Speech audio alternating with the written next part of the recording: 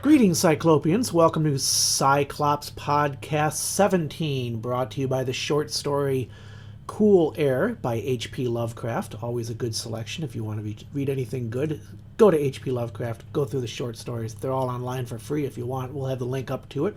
And we're going to go straight into some goodies here with comics and movies and all the latest news. My name's Dan. And I'm Tom. And Tom, what do you want to start out with? I'll start off with the comics. I got two from Marvel, two from DC again. First one I got up is Daredevil just kicked off a new storyline, the 7th day. I was a big fan of the previous Daredevil run before Secret Wars, and Daredevil has maintained its excellent quality ever since this came back. The new thing with Daredevil was he had an apprentice this time around, a sidekick, Blind Spot, who he was training as kind of the next superhero as part of the next generation. And in the wrap-up to the Muse Killer storyline, Blind Spot literally became blind when the guy ripped his eyes out. I was just going to ask. Yep. And so he's kind of dealing with the aftermath of that, trying to obviously take care of him, seeing if there's anything they can do to restore his sight or anything like that. I can't resist. Any jokes about the blind leading the blind? I think the guy did a crack like that when he ripped his eyes out or something like that, right. But so Daredevil is clearly after someone. He basically, in disguise, puts a bounty on himself to try to lure out, the worst of the worst. And he's clearly looking for somebody. Okay. And without giving too much away, a classic Daredevil villain makes his return in the issue. And it's somebody who's been absent for a long time in the Daredevil comic. And he's getting his own comic very soon, and this sounds pretty cool. So we just threw you a Cyclops hint. Yeah. And so this is pretty cool. Daredevil's getting back to some of his roots, because up until now it's been the whole new villain with 10 Fingers and Muse. So this is nice to kind of see Daredevil get a classic villain come back into the foray. And Charles Soule, man, he knows what he's doing. I don't know how he does it. He's writing like 4 or 5 things at once, but he's doing this. He's doing Star Wars, Poe Dameron. He's doing a whole bunch of other stuff for Marvel. Yeah, you like that Poe Dameron. Yeah, I do. You talked about that a lot. He's doing, I think, the Inhumans versus X-Men crossover right now with the other guy. And the other one up is Venom number 3. And while I'm still disappointed that Flash Thompson is no longer Venom, this is getting interesting, I'll admit. I was only going to give it about 3 or 4 issues to really kind of hook me, and this one is the one that really did it. Lee Price, the new host for the Venom symbiote, is determined to kind of build himself an underworld empire using the symbiote as his secret weapon. He's determined to stay low-key, under the radar. He doesn't want to let superheroes get involved, anything like that. And he's infiltrating one of the gangs of New York. But, unfortunately for him, things do not go as planned, and he is forced to adjust his plan accordingly. And it adds a new layer into what would have just been a straight-up, attempting to rise to power, overthrow a kingpin, and yada yada, and it's interesting. It's almost playing out like a Martin Scorsese drama with superheroes mixed in there. Yep. And I like it. It's pretty good. So this is the issue that kind of confirmed that I'm going to keep reading this, because it was good enough to finally hook me in. And they still haven't said what happened to Flash. So they're gonna tease. They're gonna draw that out as long as they can for that big reveal. How close are these comics to the Flash movie and the Flash? Oh no, I mean Flash Thompson. Sorry, he's a character. I apologize. Yeah. I thought we had a real Flash. No. I thought we had a Flash Thompson. Sorry, folks, I'm not reading this one, so this is all on Todd. Yeah, Flash Thompson's the previous host of Venom. Oh, I'm gonna catch it. And they kind of hint that something bad happened to him, but they haven't come out and said it yet. So they're gonna draw that reveal out as long as they can. I thought we had the other Flash in there for a little bit, and I was like, no, oh, man. Flash isn't even Marvel. What are you talking about? I wasn't. Good Lord. All right. I'm going to take the hit on that one. On to the DC side. My nerd card's going to have to have, I don't know. One of your holes gets punched. 2 more and you're out. Unpunched or something like that. On to the DC side of things. Superman 15 continues the what are they calling it? Multiplicity storyline. Yep. Where someone, for some reason, I think that his name is Prophecy, is hunting down Supermen from various universes and basically consuming their life force. And this one we get to see a flash of some universes that he's already been to, and we get to see like a couple of ridiculous alternate Supermans that are just like so silly. It's awesome. And Superman and some other Supermen that have joined together finally form a plan in order to get to the guy once and for all. And not too much in the way of big actiony set pieces. There's a couple, but this is really just kind of a fun look at, the DC multiverse and the wacky incarnations of Superman you get out there. One of them has a minotaur, basically. Okay. You got a bull head and like awesome. loincloth. And it's ridiculous. It's awesome. And I think this is going for 2 more issues, perhaps. But I like it. It's not a big, Brainiac level threat or anything like that, but it's a fun storyline. And my last comic for the week is Justice League vs. Suicide Squad number 5.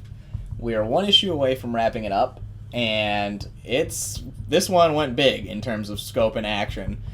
The Justice League themselves have actually been taken over by the main villain, and now it's the Suicide Squad who's got to stop them from conquering the world. Cool. Lobo gets brought back in an interesting way, because I believe Lobo is going to be one of the members of the Justice League of America in the new comic when that finally launches out after this. So that's going to be interesting.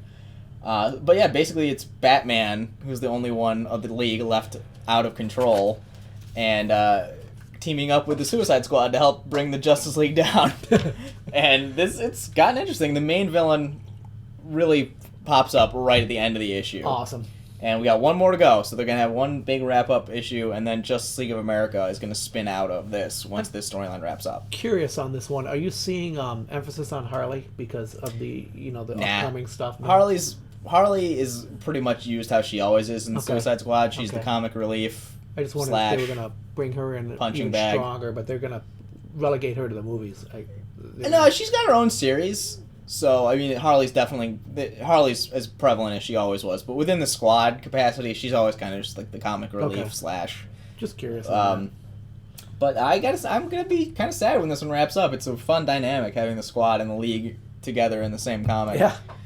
But that's, 1 more week to go, and that's it. That's all I got for comics so far. So comics are out of the way. And, I got what do we bunch of movie news. Lots of movie news. We had a big hit this Thursday. Was like major news. All kinds of stuff. A bunch of new trailers dropped. Wow. So this is going to be an interesting turn of events. The Power Rangers second trailer got released. Uh-oh, here we go. And I didn't hate it as much as I expected. I'm not sold on the new suit looks and a couple of the aesthetic choices. Well, really almost all the aesthetic choices they made. But the trailer got away from the whole doom and gloom the first trailer was like really depressing. It's like a bunch of misfit kids and everybody hates. They kind of imply vehicular manslaughter, and you're like, my God, this is Power Rangers. Can we up the? What are you doing to my 90s, man?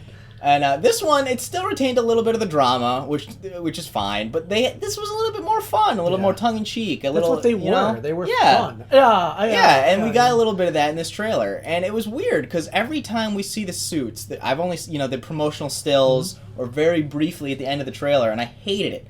But there was a couple scenes in the trailer where the suits were in action, they're in a fight scene. And it didn't look quite as bad. It's awesome to hear you. So it's you're warming up to it. I'm not warming up to it, but I'm just saying it looks like this isn't going to be a complete train wreck like I thought it was. It's gone from Arctic to just cold. Yeah, just cold. It looks like some of that original Power Rangers charm is still in there. So it's not going to be just 100% like Batman Begins, dark, gritty, which is good. But I still think Goldar looks moronic, and the putties look moronic, and the suits could be better. But whatever. The Zordon effect that for Bryan Cranston's take on Zordon was actually kind of cool. I did like that because I didn't think the giant glass tube with a face in it was really going to fly in 2017. So they found a way to do it different in a way that I actually thought was pretty cool. But Alpha still looks like a train wreck.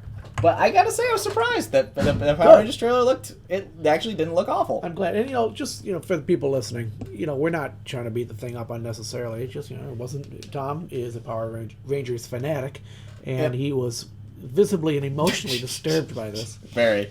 And another Power Ranger brief foray to TV for a second. Power Rangers Ninja Steel, the newest Power Ranger show, premiered yesterday. And when I saw the trailer for it, I was actually pretty impressed. It had that feel of the 90s Rangers show, like the classic silly, over-the-top ridiculousness, but with just enough awesome in there to make it worth watching. So I'll have to check that out at some point. I haven't managed to watch it yet, but it's looking up for Power Rangers so far. What else I got movie-wise? Oh, the Godzilla and King Kong thing that Legendary is doing. Ever since the new Godzilla movie came out a couple years ago, Legendary Pictures has been adamant that when King Kong finally did come out, that they were going to share a universe. And they've always just kind of referred to it as the Godzilla King Kong universe, and that's kind of it. But really, within Godzilla and King Kong and all this stuff, there's a whole mess of monsters. Yeah, and it's Rodan, just like Rodan, Mothra. Ghidorah, Mothra, yeah. Gamera. I think no, not Gamera. Gamera's a whole other thing. But there's a plethora of monsters, and they finally just started calling it. Now it's officially just dubbed Monsterverse. Cool. And I think that's a good name for it because, like I said, obviously Godzilla and King Kong are the two big ones, but there's a whole bunch of stuff in there. And Legendary got the rights to use Rodan and Mothra. Cool. So, in addition to creating new monsters, which they could easily do, they have the classics to work with too. So I think that'll lead to some fun movies later on. Because obviously the first Godzilla movie was just Godzilla. You want to establish... he's the launching off point. You don't want to, crowd it with, 8 million different monsters. You wish they could get the rights to do a Godzilla versus Cthulhu, or something fun like that. Yeah. Godzilla versus one of the great old ones. It's kind of like... Well, Godzilla would totally win. Yeah, duh. No, the great old ones are fantastic. It'd be a blast to watch, and Lovecraft, all 50 fans would come out and see it. Yes, there'd be one, from, 49 one from every state. From every state, besides me, one of the guys that played Arkham Horror with yesterday is huge Lovecraft fan. Oh yeah, he's catching all the little references within the game to We'll Lovecraft. get into that shortly. Yeah. We'll talk about that. What else I got for movies? Tom Hardy, who is Mad Max and Mad Max Fury Road. Yep. George Miller has said he had a couple more planned. Yep. But that's all. He said, we have a couple more stories for Mad Max down the road. But we really know an actual time frame on that. But Tom Hardy has said that the next one is pretty much in pre-production. Great. They're pretty much finalizing the script and working on that with George Miller, which is great because I thought Fury Road was fantastic. It was a really good job of doing a new Mad Max movie in a way that didn't feel like we're ignoring all the other ones and starting over from this one. Could take place at any time when he's just wandering the desert, doing whatever. So I'm excited to hear that because I thought Fury Road was fantastic. Yeah. And of course, everybody else did too. It was such a hot movie, and it was a big won 8 Oscars or something like that. It was insane. Yeah, and what a big deal. Yeah, it was good for the series. Now we'll have a lot of Mad Max films for years to come, and maybe some spin-offs. Who knows what'll happen? Well, they were talking about doing a Furiosa movie on just Charlize Theron's character. Very cool. Yeah, and that's I think it for movies for me. Wait, don't forget what's the big Logan trailer came out. Oh, I actually haven't seen that. Oh, because I heard from someone that there's a lot of spoilery things in there. I don't want to give too much away. Well, shoot, you haven't seen it. This is gonna be tricky. No, go for it. It's very violent. Yeah, I heard it. R-rated. Yeah, and it's R-rated. You can see, and it's a lot of X-23. And I heard it was pretty her-centric in that one. She's pretty, it's pretty X-23 centric. There's some funny lines in the movie in the trailer. Looks like she's going to be a majority of the film. At least the way they're pushing this trailer has always been her. And, think about it this way. I mean, she's Hugh Jackman is done basically. He said he's done. They need somebody to take over. Yeah, she's a dangerous little kid with a bad attitude. Yeah, X-23 is basically but Wolverine. Get this. Hugh Jackman drops this tweet the other day. Yeah. You see that? Yeah. Well, it's not in the Marvel universe or something like that. It's like, whoa. Everybody's like, now what do we do? Yeah. You know something we don't, or something going on. So, it's not. I wouldn't be surprised if suddenly they got cold feet and they're like, oh, we don't want to make this last one. We're having so much fun with it. It's really up to him, basically. I mean, he's kind of got him hostage. Who else are they going to get to play Wolverine? Yeah, Wolverine does play Hugh Jackman very well. Yes, he does. And 17 years. One other piece of news. What did I want to tell you? Oh, dang it. And I just saw it wasn't Deadpool, was it? They were going to film Terminator. New Terminator comic. Which is Deadpool. But because Deadpool, Tim Miller. Deadpool's Tim Miller, yeah. Deadpool's Tim Miller is getting eyed to do the next Terminator movie. And Cameron, which will be a really interesting mix to see how that goes. I can't. Boy, am I pumped. Because James Cameron hasn't been involved with the Terminator since 2, right? No, I'm so pumped about this. And I know he's busy with the Avatar series, which we won't get into that right now, but I'm so pumped about this. I really want to see where they're going to go with it. And we have no details. We don't know what part of the universe. Well, it's interesting because the 5th movie really sets up it's Terminator. We always knew there were alternate universes because time travel and all this crap. But Terminator 5 really kind of set up alternate universes in the Terminator mythos. You know, Kyle Reese didn't die in Terminator 5. You know, so it's this whole thing with it could be set within the timeline of the original movies or within Terminator 5 or a whole new timeline. They've got it's time travel. They can do whatever they want with it. Yep. And I don't think Cameron's been involved with the Terminator movie since 2. Pretty pumped about it. I'm hoping, you know, who knows how much longer. They'll probably drop a little Schwarzenegger reference in there for something. Who knows? I'm hoping they do. I bet it'll be in it. I would hope so. Yeah, I mean, well, that's the thing. He could even play an old man. Like Schwarzenegger is interesting because there's a couple actors who have been floated to potentially take over as the Terminator. There's no reason why you couldn't have an old Terminator. Yeah, well, that and the fact that, you know, he's Model 101. Yeah. You know, that means there's 100 other Terminator variants out there, so, I mean, it's not like they have to stick with Schwarzenegger. I mean, you could do a lot of things with it. You could have him learn and evolve and all kinds of cool stuff. And just have a blast with this thing. I think it could be really cool. I'm so pumped about the Terminator franchise going back on again. And hopefully maybe they'll get another TV show that they can cancel early. They can cancel, yeah. And they're just paying, like, oh, no, not now. So what else? We had another... Shoot, there was another piece of movie news. Oh, I'm going to kick myself because I'll think of it.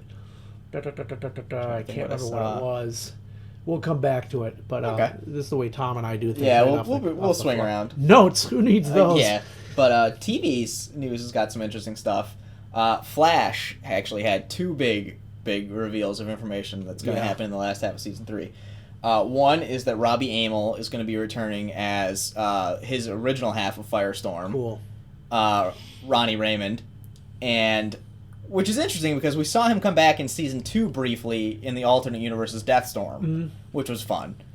And now, is he back, like, alive? Is he just like this is a time travel thing and this is just before he died? I'm not surprised about this at all. No, I knew he was coming back. He flew off into the sunset. And blew up, yeah. And that's, we'll see this again. Yeah. You never find a body. And that's comic rule 101. You don't find a body, the guy's not dead. No, I thought they got back to... I can't remember where we were. No, they did. They got married briefly, and then the whole thing with the twister opens up and...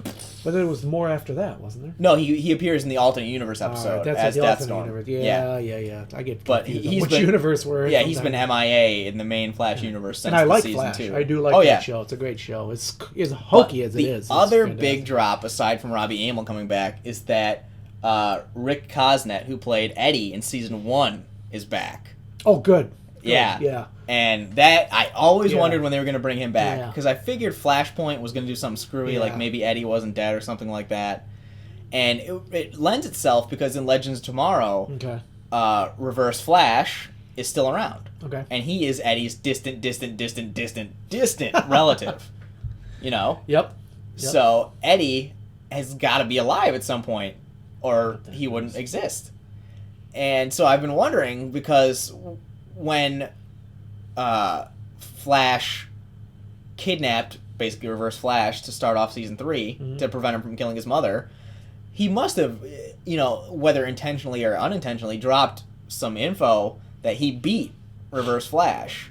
So Reverse Flash is thinking, okay, obviously I lose this fight, I got to do something to, you know, secure my future here, which would naturally bring Eddie back in if he still exists. All right.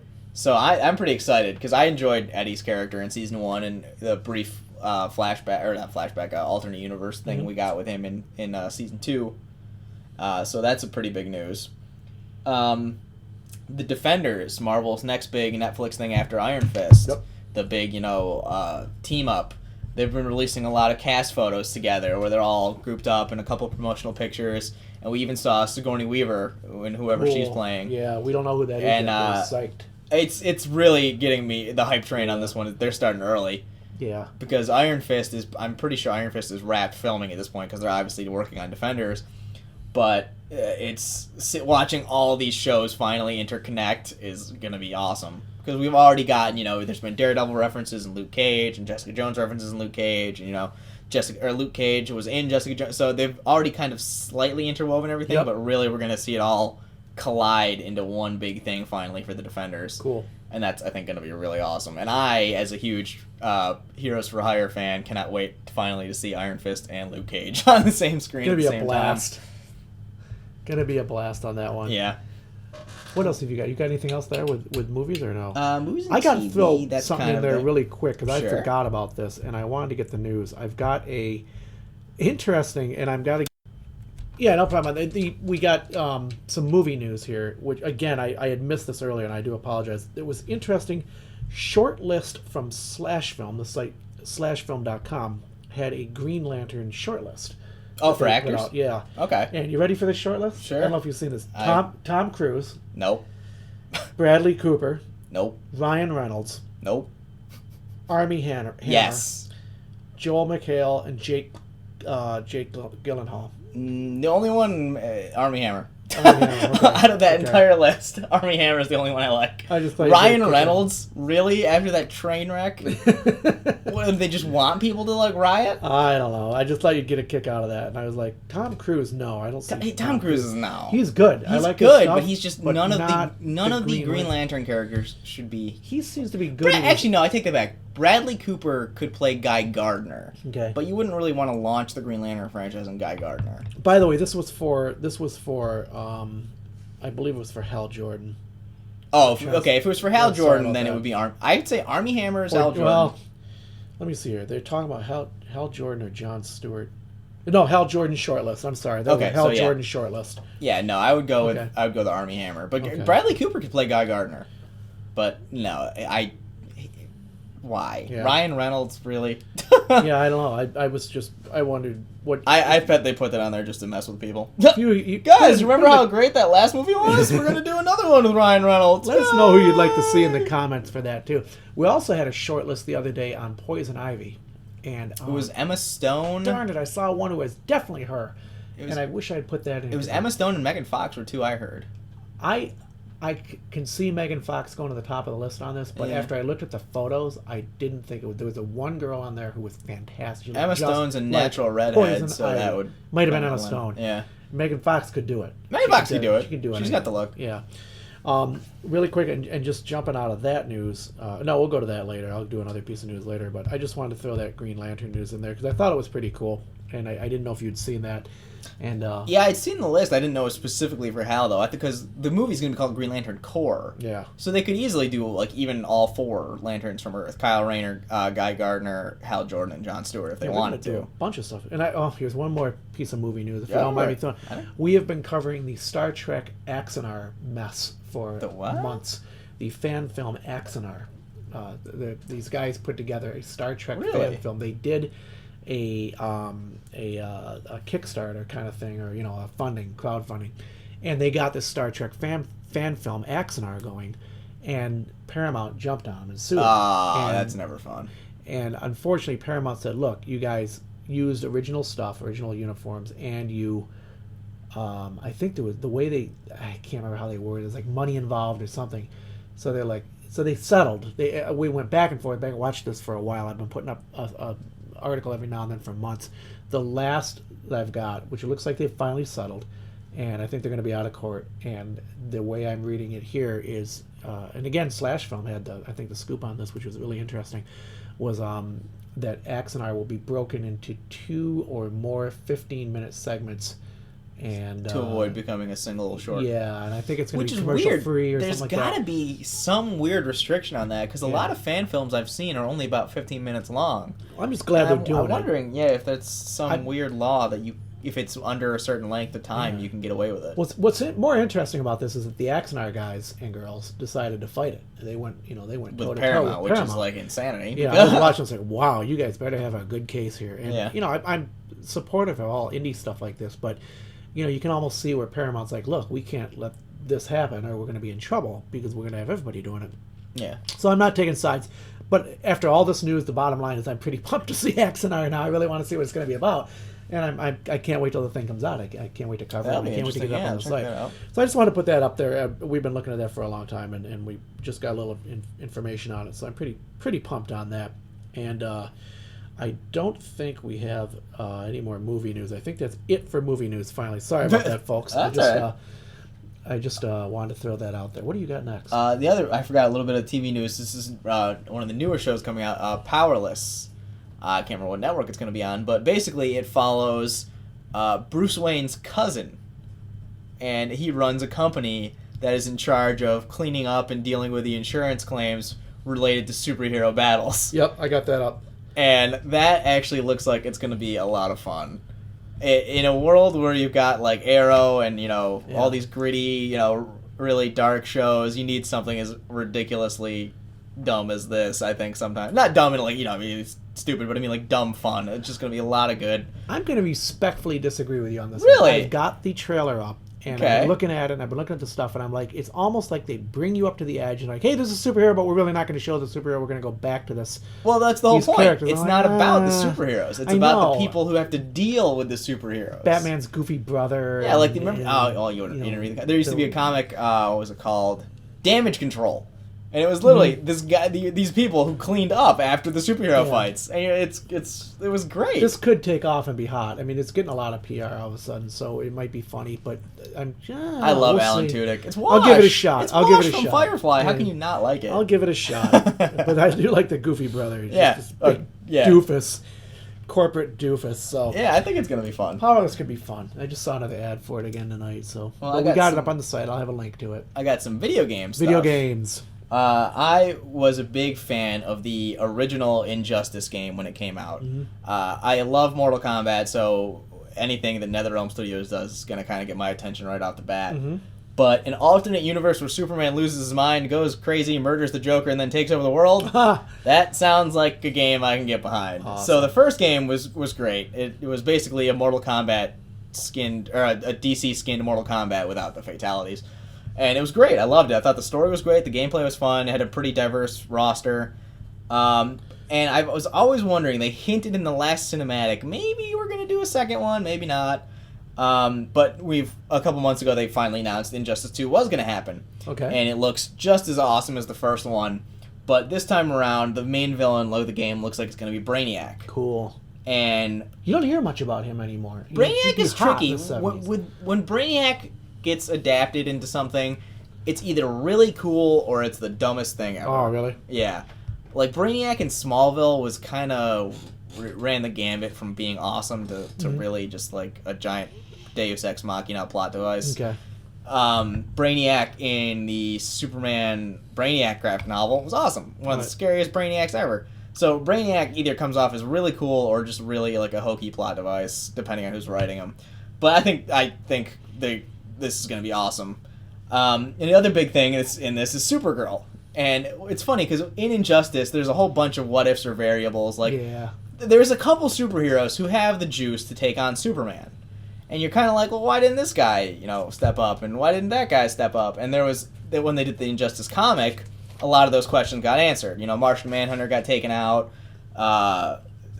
Spectre and all these other like cosmic heroes got taken out before, as Superman rose to power. Yeah. But one thing was, where is Supergirl? Supergirl literally has the power to go toe-to-toe with Superman. She's just as strong. She's got all of his powers. And it's funny because no one even references her in the game or in the comics. So I'm thinking to myself, does she just not exist in the Injustice universe?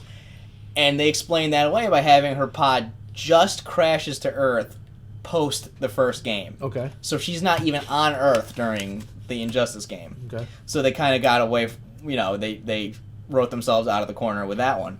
So they pushed her pretty heavy in the first trailer. She's like the big final reveal shot of the first Injustice 2 trailer, and I think that's really cool. And they revealed a bunch of stuff, like if you pre-order the game now, you get to play as Darkseid, who's one of Superman and really the Justice League's biggest villains ever. Okay. They've Reverse Flash is going to be an alternate skin for Flash. Power Girl is going to be an alternate skin for Supergirl, and Jon Stewart's an alternate skin for Green Lantern. All right. And I cannot wait for this game. The first one was fantastic. The second one looks like it's going to be even better. They've really stepped up the roster. Poison Ivy's going to be playable. Deadshot's going to be playable. Awesome. Atrocitus, Gorilla Grodd. They're really like dusting out the cobwebs. Gorilla Grodd's going to be playable. Yeah, they're really going. Thank you, Flash. Yeah, that's why it's interesting because my one criticism against the first game is the character roster was pretty heavy in terms of Superman and Batman characters. Batman had a lot of his villains in there. Superman had a couple of his villains, and so I think that this one they're fleshing stuff out because like Gorilla Grodd's in there for Flash, and Atrocitus is in there for Green Lantern, And so I think that's going to be a really cool thing when that finally drops in I believe May is Injustice when it gets released. And that's all for Injustice. I got a quick video game, just a small one. If you've been following, we've been following a little bit of Yooka Laylee. I've seen that. They got it's a game guys who made Banjo-Kazooie. Yeah. It's cute. It looks like a lot of fun. It's a lot of PR on this, and it just put up a gameplay trailer today, and so it could be a lot of fun. Just want to throw it up there. We do have it online if you want to see it. We'll have a link to it, and if anybody's playing Yooka Laylee, it does look like a blast though, running all over the place. Oh yeah, well, Banjo-Kazooie was great. And I don't think the same team did the newest one, which I heard wasn't that great. I didn't even play it, but I don't know. I forget which team did it, but. Some of the 8 local multiplayer mini games found in Rextro's Radical Arcade. Oh, that's pretty cool. Whatever that is. So, I have not played this yet, but I've been watching it from a distance. I'm not even sure if it's out yet. I don't think, but I don't think it is either. I think it's soon. I got info on the if you click on the little link below. So I just want to tell people I've been watching it, but I just haven't gotten around to playing it. Like 8,000 other things we're trying to do over here.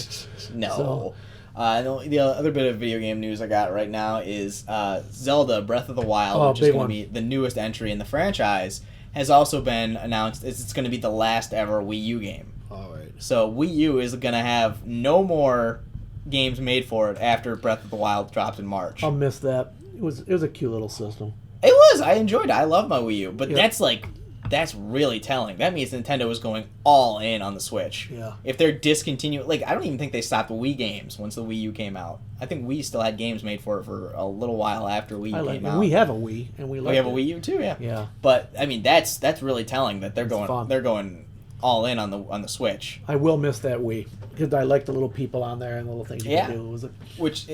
It's interesting because if the Switch fails, which I don't think it will, I think because GameStop's already sold out of pre-orders on the thing. Yeah, so I don't think it's going to fail. But I mean, if for some unforeseen reason it did, that's pretty bad. Then they got no fallback. They're not getting any money from new Wii U games or anything like that. I mean, the DS will still sell strong for them, but that's a little bit of a kind of a gutsy move, I think, on Nintendo's part to just discontinue Wii U games entirely. Seeing mixed articles on the Switch. People are either saying, "Oh, it's not going to have this," or "It's going to be really bad about that," or "It's going to be really awesome," and here's all the games that are getting ported over or whatever. And so we'll see. I don't see the Switch failing though. I think Nintendo's going to go all out on this thing. One of the criticisms that some of my friends have for it is they've only announced 5 launch titles for it, and Zelda's one of them. Yeah. And I go, because it's 2 months away still.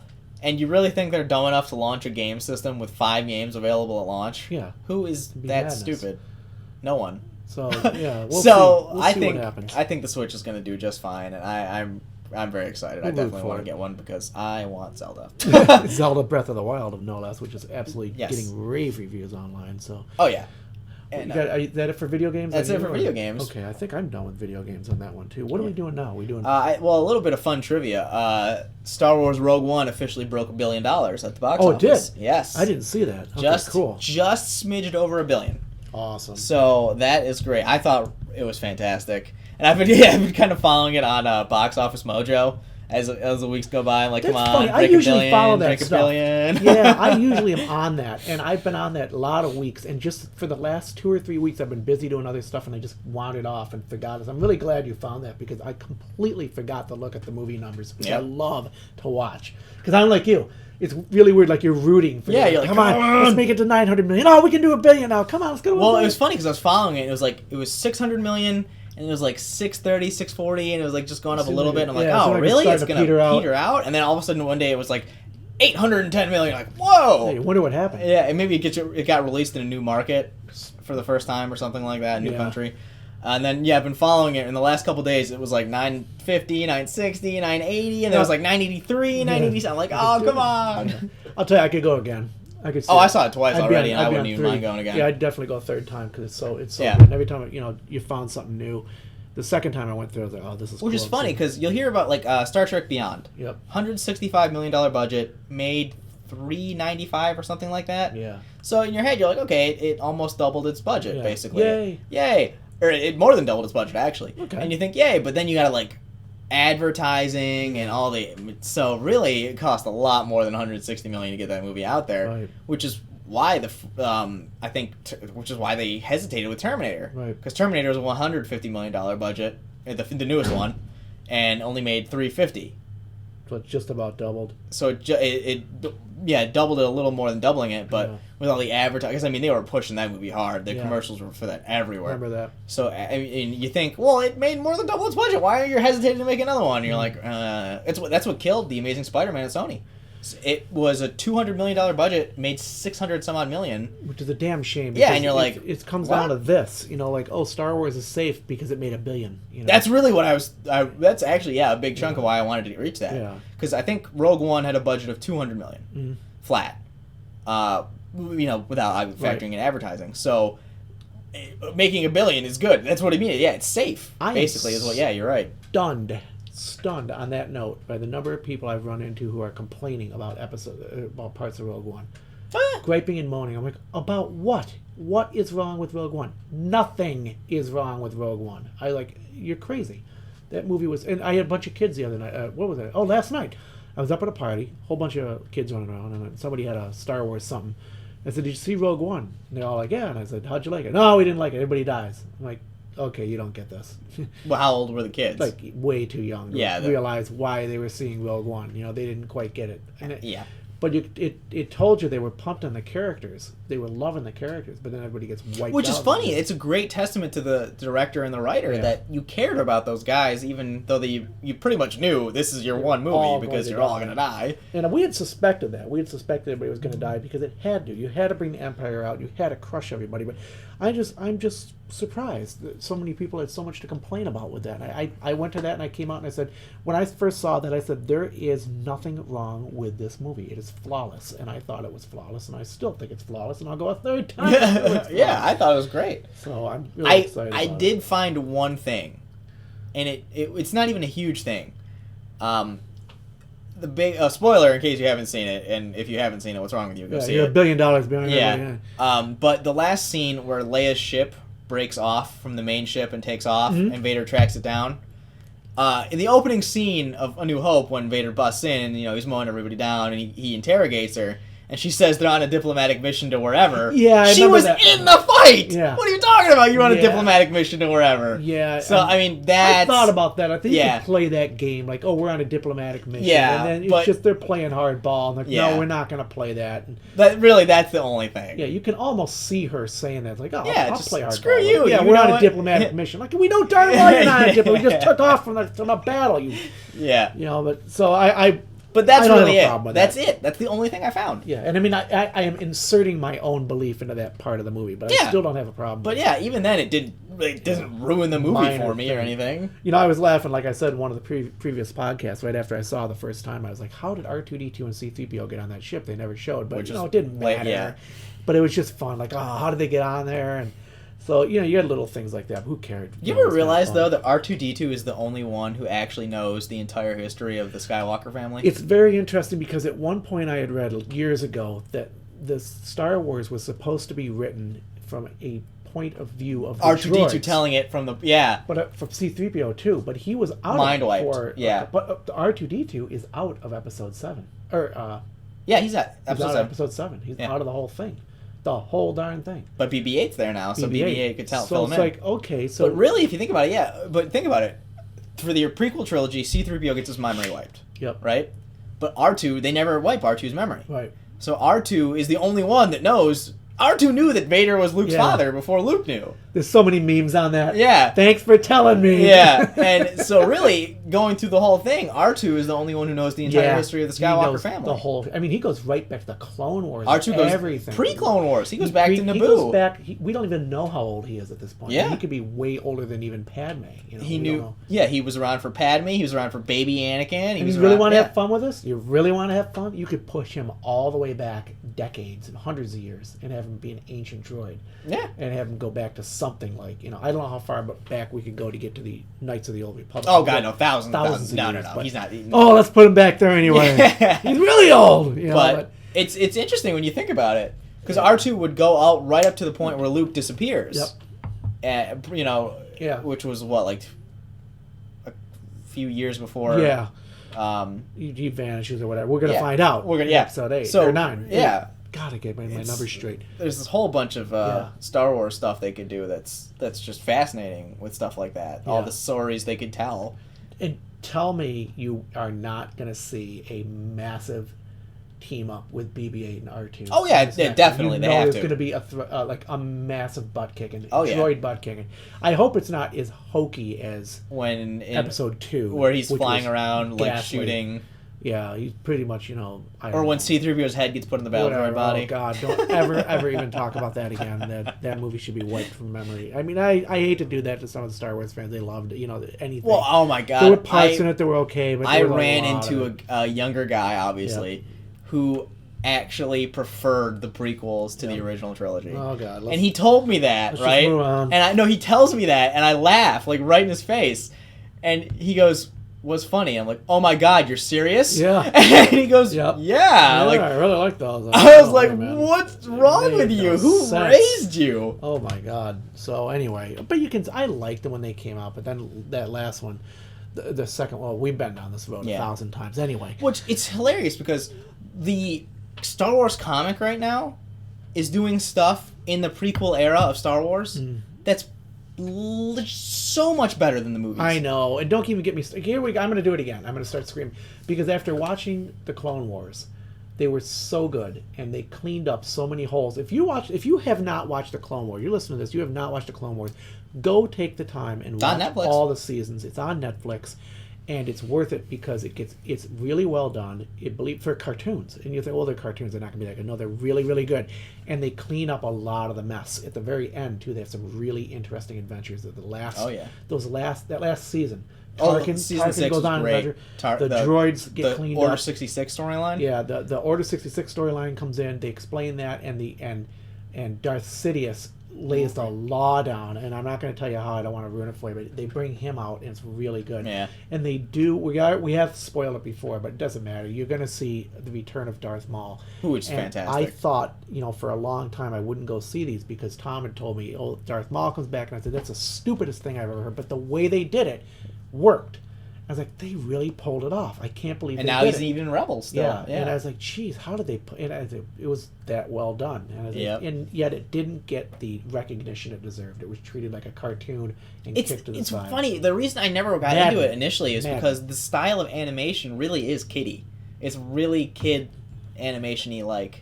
And that's what really drew me off of it initially. It was just the style. It looked like a kid show. I thought it was going to be just cartoons. Yeah, and then some of the stuff in there is fantastic. Adult-oriented stuff. Especially that last nasty season. Battles. Yeah, really. But great battles too. Really well done. Like the fight angles scenes are great. Whoever put those fight scenes, I can't imagine how many people they must have had. Especially like Maul and Savage when they start teaming up.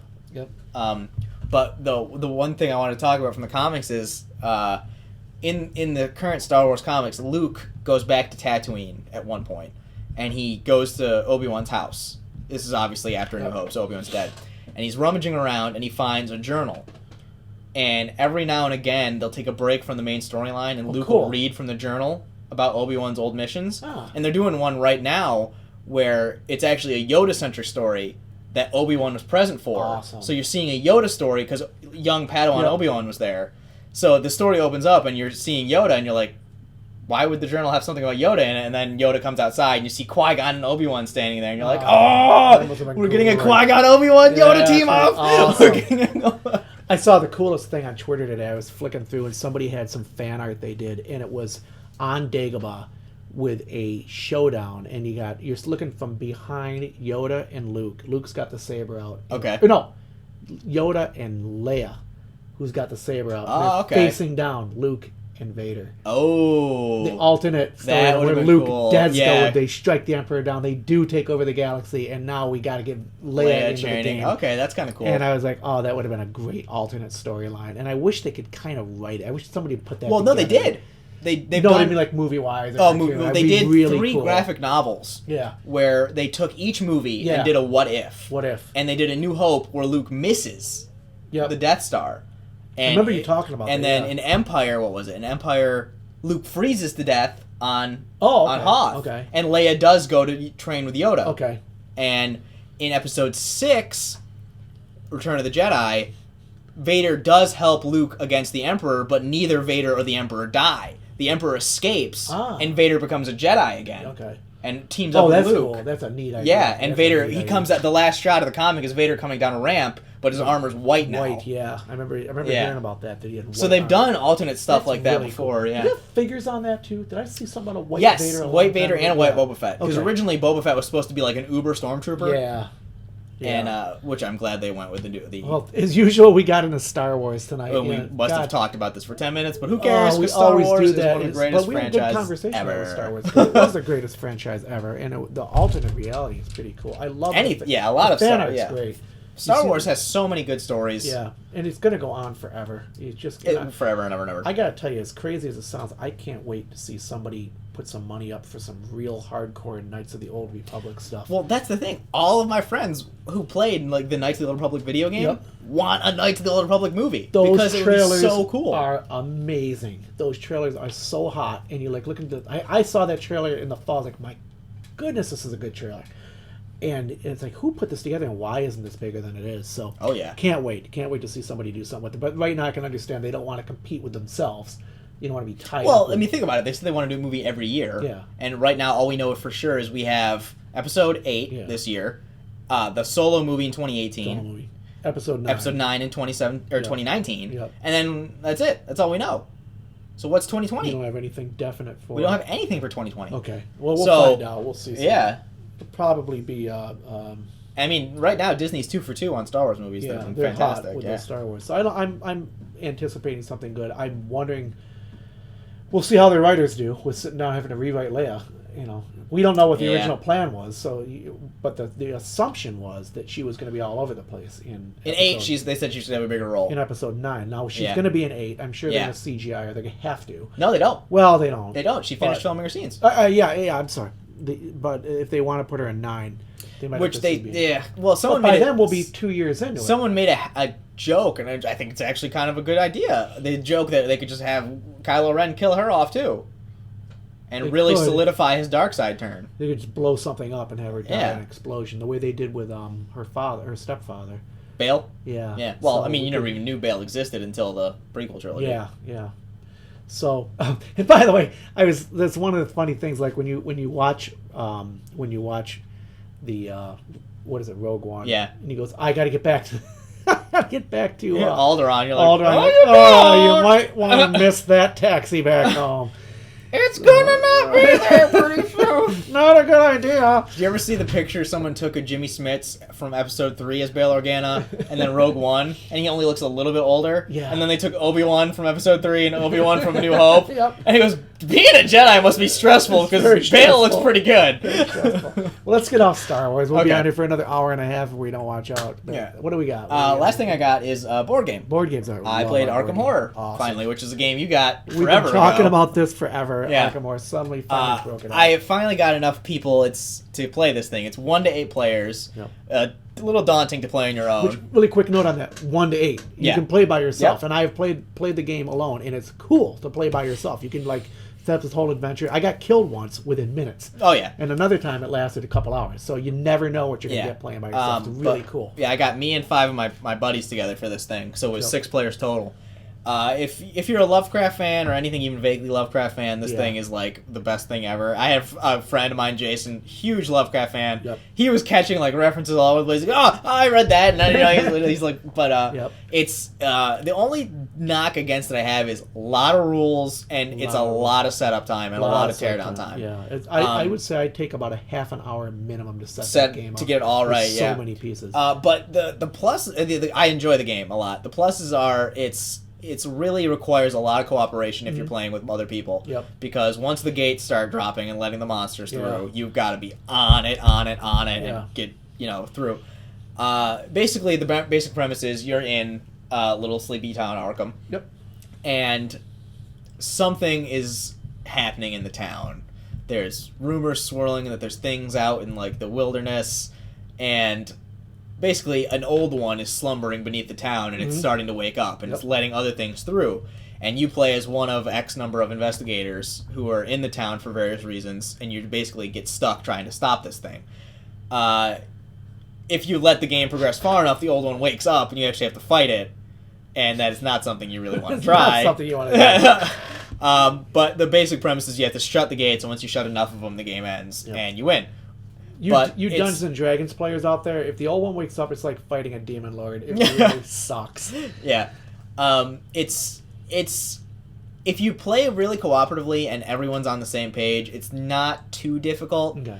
But if a gate drops on another gate, awful things happen, monster starts vomiting out. So the game can go from being, we've totally got this under control, to, oh god, we're all going to die. Yeah, that's what I like about that. I mean, it's so, at times, you really do. You think you got it under control.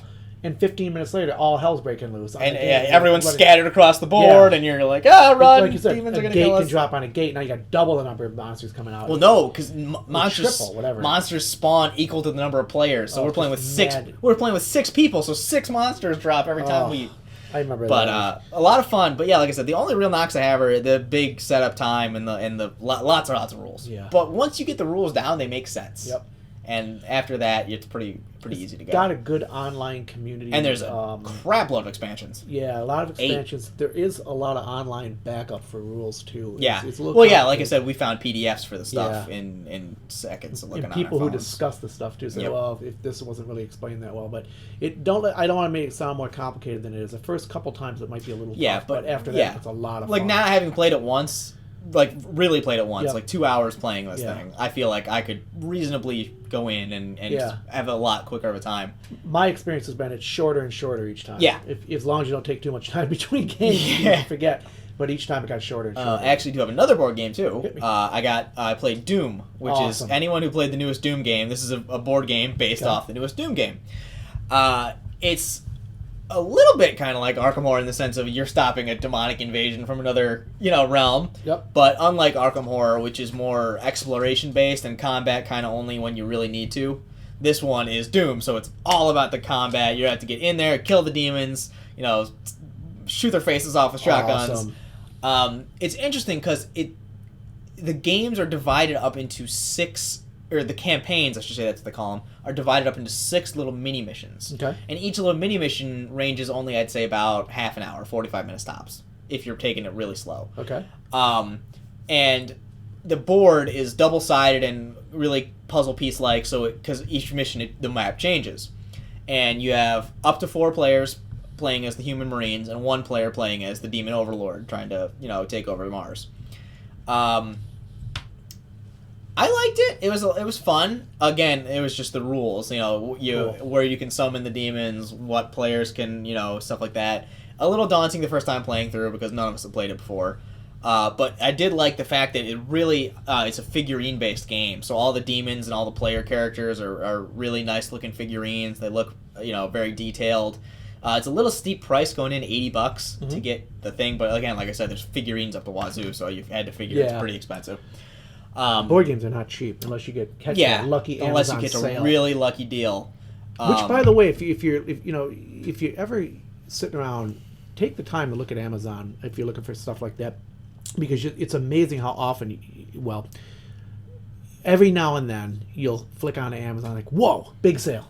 Big deal. I just had it happen the other day with some poster art, and I was flicking through and I looked over. Frank and Frazetta art that I just grabbed, 2 big giant. All you posters Conan fans out there know how awesome that is. And Frazetta's one of my very favorite artists in the whole world. So didn't mean to take you off side. I just wanted to take because we're talking about these expensive games. And you're like, oh, how can I? But Doom is fun. Doom is best played with a large number of people too. If you like the video games, if you like the newest video game, you'll like this one because the glory kill system from the video game gets brought in. So if you get really right up in a monster's face, you get a special execution kill and all this stuff. But yeah, I enjoyed it. And we'll probably be playing again. So hopefully the next time we play, we'll go quicker because, like I said, we'll have the rules down. Yeah, typical. Yeah, it's like D&D. Just D&D. Which, speaking of awesome, you're playing D&D again. Yeah, playing D&D. About D&D. Yeah. Our DM, Kyle, surprised us all with a belated Christmas present because we was waiting for him to come in. He got us all personalized figurines for our characters. Did he really? Yeah. I didn't see those. And I'm playing as a shifter shaman. Okay. So I've got this awesome half-werewolf-looking guy with a spear, and he's awesome. Billy's playing as a dragonborn warden, and he got one of those. We have an elf rogue that his brother got. And I'm playing as a shaman, and my shaman can summon a bear spirit. I missed this. Yeah, and he can summon a bear spirit, and he also got me a bear spirit figurine, too. Cool. So that was a lot of fun. I was watching you guys play it. We actually have a game room here at the Cy-Clops headquarters, and we have our own Which game has room. super It's a awesome nice game nerd and a art. big game table. Someday I'll take a photo of it and show everybody what it looks like. But it's in the most ghastly colored game room on the planet. It's the pink playroom. It's the pink playroom. It is Prince Freddie Mercury approved. It is fabulous. It is The pink playroom. So we'll discuss that another time. Yes. But the pink playroom is amazing, and so got a great gaming table in there too. Yeah, great game table. We're Enough room for 6 people. a lot of room. Well, with comfy chairs. Yeah. Yeah, that's what it is. We got comfy chairs, and most of the people get comfy chairs. So anyway, you enjoyed the D&D. Oh, I love it. Yeah. This time, and I missed D&D. And I'm just finishing. Actually, I'm writing my own D&D campaign. I'm just Awesome. finishing up the Are you last gonna couple DM? missions. Yep, I'm going to be the DM. Okay. So that's going to be interesting. fun. That's going to be kind of daunting. I've never Yeah, DM'd before, so this is going to be cool. I was always the DM. I was rarely a player, and so I was always the DM. And I got hooked on it. I just liked being the DM. Like Oh, it's fantastic. Because the funny thing is, Kyle's told me this. He goes, "You're going to write a whole bunch of stuff, and you're probably going to use half of it. Yeah. Because you're going to have to make so much stuff up on the go." Yeah. That's one thing. Even the modules, you do the modules, and people Yeah. be going all directions. Like, man, this isn't even close to what I'm supposed to be doing. In the But- middle of a boss fight, we were fighting a pseudo dragon. This is still one of my favorite D&D moments. The pseudo dragon was hanging up in the cavern ceiling, swooping down and attacking us. Yep. And he goes, "All right." The pseudo dragon swoops down again for another pass, and I go, "I want to take my grappling hook and try to hook its tail and drag it on the ground." And he goes, "All right, but there's no way you're going to pass the check." Yep. I rolled 1 over what I needed. So Oh I my hook the God. dragon by the tail, and the I dragon. yank it down, and it slides into the ground, and we go at it. We were just talking about having a problem of dice curse. Has anybody ever played Oh my a game? God, Dice yesterday curse? I was And you awful. get the exact opposite Yeah. of that one with it. You got 1 over, but I've Yeah. had, we were joking about that the other way. Dice curse. I have the only time I get dice cursed is over something really stupid. Yeah. Like, make an athletics check to jump down a ledge 10 feet. Oh, critical fail. Broke shin. Oh man, you can see the attitude go sour real fast at a game. Oh, yeah. When more than one person I- starts, that's the the whole thing. table starts getting it. And I everybody's pass rolling the fives and stuff threes. I should never pass. Oh, Like the hooking the dragon and stuff like that, I always manage to succeed at the That's stupid great. stuff I should never do. Yep. But the basic stuff like jumping ledge to ledge, Ugh. or like you fall. yeah, I fall and break a leg or something. Oh. I bluffed my way into the thieves guild using a stray dog. Yep, that's awesome. Using a stray dog. Stray dog. Yep. Who passes that check? I passed the check. But yeah, like climb up the ladder or climb down the ladder. Oh, you've slipped and hit your head. Just for listeners too. What edition are you playing? We're playing 4th ed right now. Okay. We were gonna try 5th, but we only have books for 4th ed, and you know the D&D books are like Oh, yeah. ridiculously expensive. Oh God, and they're coming out like every half hour, like another Yeah. D&D. But from what I've heard, 5th ed solved a lot of issues and it's really Okay. streamlined. So Okay. I would like to try 5th ed at some point. I'd go all the way back to 1, way back. I'm dating myself. In here. them I just old don't- age- when I was a kid, he had a book, but I don't see why you just can't wing it a lot of times. I mean, that's Well, what that's I what we always do. It's If like, there's some okay, rule that's we're kind of stuck. just really complicated, we'll just we'll D- go with a general consensus. D&D really is a template game. Yeah. It's a template. You put it in They there give and you you're like, a- okay, what do a I need to fit in for this game? formula, I'll just and that's put- it. Yeah, and you Yeah. got your pen and paper, and like, okay, if I need it, I'll use it. If not, I've seen people who've gotten really anal retentive about like baggage. Oh, how much Or, weight you can how carry much and we're gonna stuff. carry, Yeah. or time, or sweat, or sleep and stuff. And I'm like, when I played it, I didn't put that in there unless you really needed it. You just assume, or you assume that as you were going along, you were cleaning house, so you just buried the treasure here and buried the treasure there, and then you came back and picked got it up. it, And, you just wrote We that out in do the story. use the weight restriction, but only in mission. We use it for stuff like we had a mission where we had to there's a wizard who was offering us money in return for goblin heads. Yeah. So the goblin head weighs 2 pounds. Yeah. So we used stuff like Goblin that. heads. Yeah. Stinky goblin And we heads. have Billy as our Dragonborn player, so he's the big guy who carries all the weight. So That's we're like, we just funny. start fobbing off all the goblin heads on him. Like, here, Goblin just heads. carry him. I got one more thing here. Actually, a couple more. You all set? I'm done, yeah, go for it. I got a couple more things. We put up on the website a new Kickstarter coming up for Rise of the Elders Cthulhu. It's an RPG Kickstarter. It Why is are you not- supporting the rise of the elders? They're gonna kill us They're gonna all. kill us all. And I just threw it up there. It looks like a cool little video game. There's a bunch of videos out on it. It looks like fun. Great art, by the way. Some amazing art these guys got. And I'll show Tom really quick if I can get the darn thing to come up. There we go. Oh, rats. It's going to...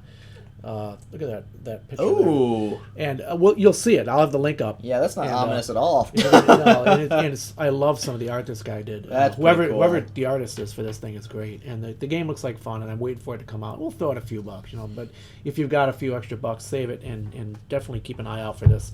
And throw these guys a couple dollars. They got a neat little RPG game coming up. And the very last thing is music news, which I'm pumped, because I really want to try to get out and see Iron Maiden. I've actually got some music news for you, too, after this. They are touring again after we're never going to tour again. I'm like, yeah, that means you're going to tour once more. Sure enough, somebody's like, I want another jet. But I heard Dickinson was sick. Don't they already have a jet? He does. He flies the jet. He was. I don't know if he flies their own jet, but they have their own jet, and he's an airline pilot. But I heard he was sick, and I can't remember with what. I heard he had some problem or something. So I'm kind of surprised they're touring, but I'm looking forward to it. They're doing another tour, and, That's pretty cool. And they're coming to the U.S., and they're going to go to all the major cities, and that means that, where we are, they probably won't come near us, but who cares? Yeah, they'll go to New York City, which is always New close, York. Though. Yeah. So anyway, Maiden's on tour again if you're a metal fan. I've been putting a lot of music up on the site, a lot of metal. I just happen to have access to a lot of metal, a lot of hardcore, a lot of metal, a little bit of punk, a lot of death metal. I'm really enjoying it. Well, the weird bit of music news I had is, remember you were talking about Galactic Empire? Galactic Empire. They have an album dropping soon on iTunes. Yeah. I saw that, and I was scanning through it, and I'm like, oh, I know these guys. Oh, yeah. I've been upgrading them or updating them as we go. And they got a tour coming over here, too. Yes, they do. I saw that, too, American tour. I only see a few dates at this time, but I can assume that, as things get... I'm betting it's logistics. Yeah. And they got to get all this stuff over here. I'm thinking, I'm just looking at the amount of stuff they got to bring over, and I'll bet you it's a logistics nightmare getting all that over here. They have to have it come all the prop stuff. Exactly like it is. And I'll bet you they set all that up on stage and everything. But they're a blast. I really talked about I would go see that show. I would like seeing love Guar. To go see that. Like Guar. Yeah, go see Guar again, too. Oh, my God. Well, now it's not the same. They had the lead guitarist die, but I'd still go. I'd go because Guar, in the same way I'd see a lot of bands, even though you're missing a member or two, but that's what they do. They die of things. Extracurricular activities. One of these days, somebody's going to learn, but it's not today. That day is not today, unfortunately. So... Anyway, I think that just about wraps it up. We got a lot of stuff on here this week, and we promised you we would. We broke the hour mark again. You got to see what we've got on deck back here. We've got a ton of stuff on deck we haven't even gotten to yet. And I think next week might be comic week for me. It's going to be like books and comics if I can just get them done in time. So, in the meantime, if you can support us, you can support us at no cost to yourself just by clicking on. If you see an ad you like, click on the ad, come to the site, click on the site, click on the YouTube, or support us on YouTube. Follow through on listen to the podcast, subscribe to us. If you are going to shop on Amazon, please go to the website. It takes a couple seconds. It takes a couple seconds to go to our site and one more second to click on the Amazon link, and it's no cost to you, no extra cost. All it does is give us a few pennies and let Amazon know that we're worth a darn, and so they keep us. And that's it. We are on Instagram, we're on Pinterest, Twitter, what am I missing? Facebook, and the podcast, of course, what you're listening to right now. So any support you can give, come on over, follow us, and we'd love to have you. And that's about it. We'll see you in a week. In the meantime, I guess keep the geek, and have a great week. Yeah. See you guys.